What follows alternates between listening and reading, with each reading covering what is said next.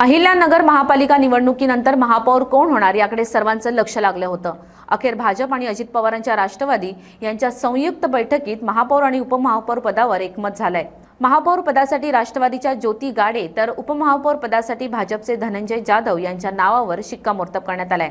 पालकमंत्री राधाकृष्ण विखे पाटील, आमदार संग्राम जगताप आणि सुजय विखे यांच्यात पार पडलेल्या बैठकीत हा निर्णय घेण्यात आलाय।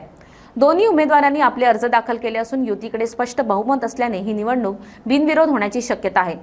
दिवंगत आमदार शिवाजीराव कर्डिले यांच्या कन्या असलेल्या ज्योती गाडे यांनी अर्ज दाखल केल्यानंतर भावूक झाल्या होत्या।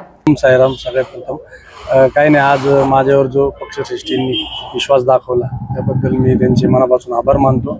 आपल्या जिल्ह्याचे पालकमंत्री आमदार राधाकृष्ण विखे पाटील साहेब, सुजय दादा विखे पाटील साहेब, त्याचप्रमाणे आमचे नेते संग्राम जगताप साहेब यांनी जो मला विश्वास दाखवला आणि भारतीय जनता पार्टीचे सर्व पदाधिकारी, आमचे जिल्हाध्यक्ष आहेत, आमचे सहकारी नगरसेवक निखिल भाऊ आहेत, या सगळ्यांनी विश्वास दाखवून मला जी संधी दिली त्याचं निश्चितच मी सोनं केलं आणि खूप आनंद वाटतोय की राज्यामध्ये देशामध्ये भारतीय जनता पार्टीचा सरकार आहे आणि या ठिकाणी नगरमध्ये सुद्धा भाजप आणि राष्ट्रवादीचे एकदम पूर्ण मेजॉरिटी आलेली आहे। तर एक चांगल्या प्रकारे काम आम्ही या ठिकाणी करू, एवढंच मी या ठिकाणी सांगतो।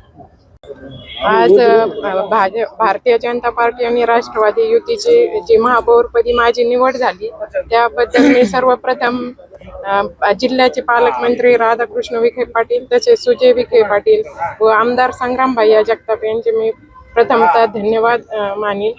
आणि आज माझी अहिल्यानगर महानगरपालिकेपदी म्हणजे अहमदनगरचं नाव चेंज होऊन अहिल्यानगर नाव पडलं आणि मी प्रथम त्याची महापौर झाले, याच्याबद्दल मला अभिमानच आहे।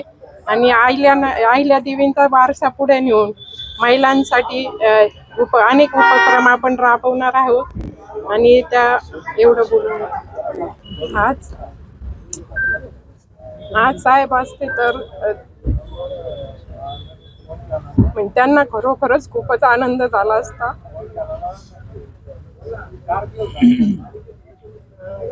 आणि साहेबांचा म्हणजे संग्राम यांनी, विखे साहेबांनी जी मला संधी दिली आणि कर्डिले साहेबांचा वारसा पुढे नेण्याचा निश्चित मी प्रयत्न करेन।